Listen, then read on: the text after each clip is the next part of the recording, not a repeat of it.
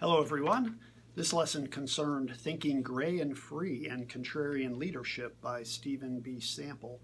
And also we looked at Shackleton and Sullenberger and their actions and whether or not that related to the kind of creativity that Thinking Gray and Free brings to us. We had a few discussion questions there. The first one asked us to describe contrarian leaders and define Thinking Gray and Free, followed by asking about the dangers of binary thinking. Everyone did a good job answering those questions with regard to what those definitions are. Some of the themes suggested that, maybe being a contrarian like Stephen Sample suggested is not necessarily a good thing. But I want to emphasize that in this context, we're talking about the need for a contrarian leader in a various situation or in various situations. So that's what that's all about. It's when the need for a contrarian leader comes into play that's important. Also, there certainly are times when quick decisions are needed in various situations, and thinking gray might not be the right thing to do because it would take too long. But it's also valuable in cases where you don't have to think rapidly. We'll talk about Sullenberger in that regard in a little bit. So in my view, being a contrarian is not necessarily being a leader who is an outlier in the process, but again, one that looks at the context and needs to think in those terms. The dangers of binary thinking: closes one's mind to new information, causes flip-flopping, and then also causes the acceptance of only those things that one already believes. So that's why we want to get out of that binary thinking mode.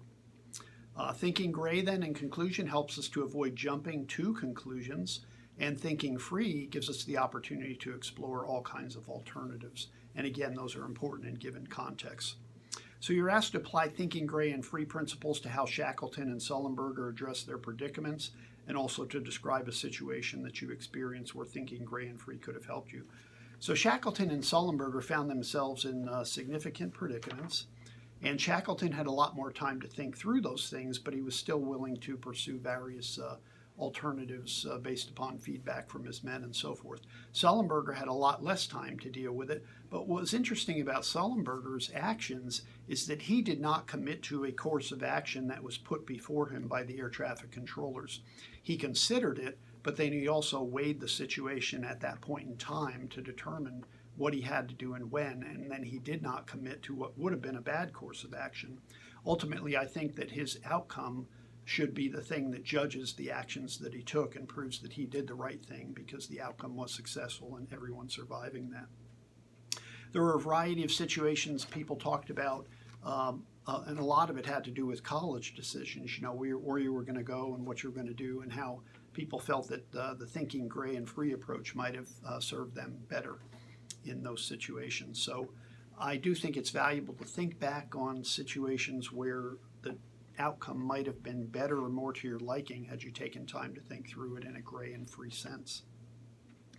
Now, Monica made an excellent reference to the movie 12 Angry Men, one of my favorite movies. It's an outstanding portrayal of binary thinking in a jury where you had 11 members of the jury who were engaged in binary thinking, and a 12th juror who was a contrarian that got them to think in other ways and think outside the box with regard to a defendant's guilt or innocence. And of course, in the movie, that 12th juror emphasizes the fact that a person's life is on trial, and it was critical for them to think through everything that was happening there. So epistemology is the study of how we know, what we believe in our heads. And there are two aspects to that epistemology perspective. It's a lot more complicated than this, but basically it boils down to what we believe or the theories that we hold about something, and what we observe or the empirical reality around us. So really all of our knowledge amounts to those two things: what's already in our head versus what we go out and learn. So in that movie, the producer and director just did a masterful job of setting up a scenario where people eventually are talked into looking at the world differently and the evidence that they have already been given and thinking about it differently, and the end result was a totally different outcome from what would have happened when they started that jury process. Done in black and white, real gritty film, dramatic, definitely worth watching. It was produced and directed by Henry Fonda. I'm not sure if he actually directed it. He certainly produced it, I think. And what happened is he bought the rights to that movie or screenplay at one point in time because Hollywood didn't look like they were going to produce it. And then he made it come to fruition. And of course, he was the 12th juror that was the star of that show. But again, definitely worth looking at, a masterful piece about how people can overcome their biases and predispositions. Finally, I want to mention the first of our leadership event presentations that took place, the coverage of Rosa Parks and then also George Washington. Those were excellent in their presentations.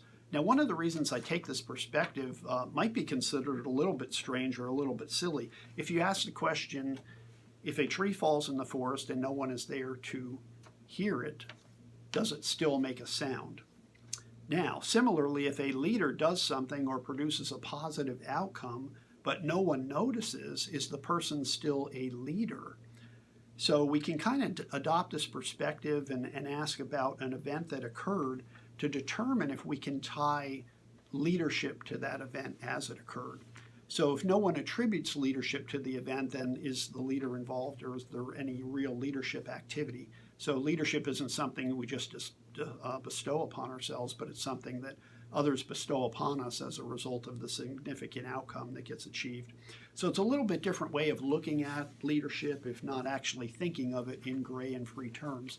And that's what that process is all about. So as you look to the future to do your other leadership events, think in those terms, focus on what the event or the outcome was, and then try to explain how leadership impacted that or made it happen.